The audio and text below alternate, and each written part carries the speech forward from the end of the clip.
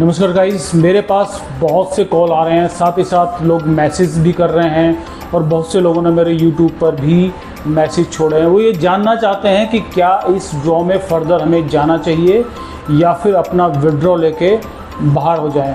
तो देखिए, ये तो इंडिविजुअल आपका निर्णय होगा कि आपको करना क्या है, लेकिन एक छोटा सा मैं एनालिसिस आपको बता देता हूँ।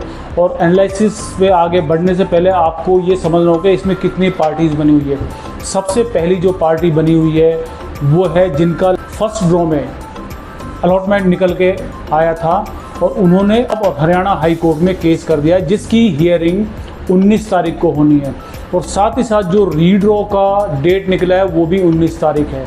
तो ये समझने की बात है कि दोनों की 19 तारीख है। अगर 19 तारीख को ड्रॉ से पहले वो स्टे ले लेते हैं तो ये जो रीड्रॉ है ये कुछ दिन के लिए होल्ड पे जा सकता है।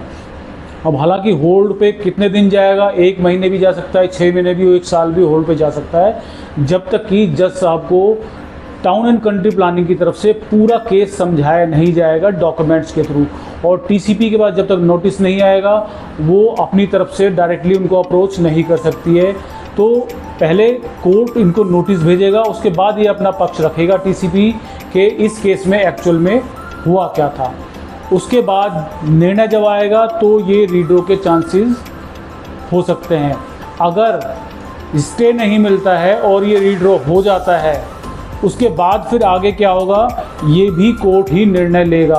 हो सकता है इसको कुछ दिन के लिए होल्ड पे डाल दे। अब क्वेश्चन आता है, जिन लोगों ने रीड्रॉ से पहले अपना विड्रॉ कर लिया है तो उनका पैसा लास्ट मीटिंग में ऑलरेडी सीनियर टाउन प्लानर बोल चुकी हैं कि उनका पैसा हम रिफ़ंड करवा देंगे। तो उनका पैसा जब रीड्रॉ होगा उसके 4-5 दिन के अंदर उनके अकाउंट में आ जाएगा। अब दूसरा सिनेरियो आता है कि अगर ड्रॉ होने से पहले यानी रीड्रॉ होने से पहले स्टे आ जाता है तो उसमें विड्रॉ जिन्होंने कर लिया उसका क्या होगा।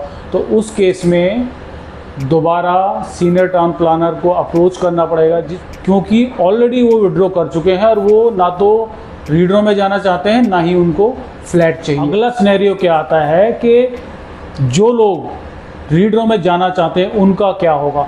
तो दोनों ही सिचुएशन में उनका टाइम पीरियड और ज़्यादा खिंच सकता है, यानी कि उनका पैसा फंसा रह सकता है जब तक कि इस कोर्ट का फैसला नहीं आता है कि आगे करना क्या है। जो इन्फॉर्मेशंस आई हैं उसके अनुसार बहुत से लोग ऐसे हैं जिन्होंने 1 से ज़्यादा एप्लीकेशंस लगाई हुई हैं। किसी ने 2 भी लगाई हुई है, किसी ने 5, किसी ने 10, और कुछ एक केसेस ऐसे हैं जो मेरी नॉलेज में आए हैं, लगभग 30 एप्लीकेशंस भी अपने रिलेटिव्स के नाम से उन्होंने लगाई हुई हैं। तो गाइज़, अगर आपकी जो कैपेबिलिटीज़ है वो फाइनेंशियली, तो आप इसको रिटेन कर सकते हैं, नो डाउट। प्रोजेक्ट अच्छा है।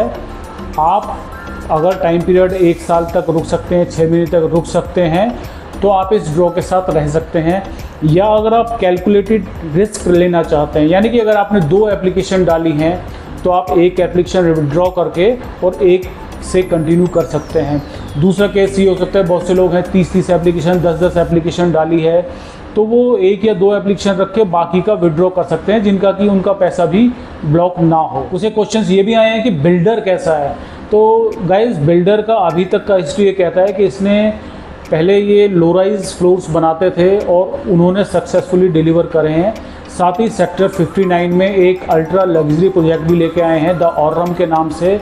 तो ये भी प्रोजेक्ट अच्छा प्रोजेक्ट लेके आए हैं और इसको भी वो पूरा कर रहे हैं। अगर आपको वीडियो अच्छा लगा तो लाइक कर देना, और साथ ही साथ अगर आपने सब्सक्राइब नहीं किया है मेरे चैनल को तो सब्सक्राइब जरूर कर लेना। धन्यवाद, मिलते हैं अगले वीडियो में।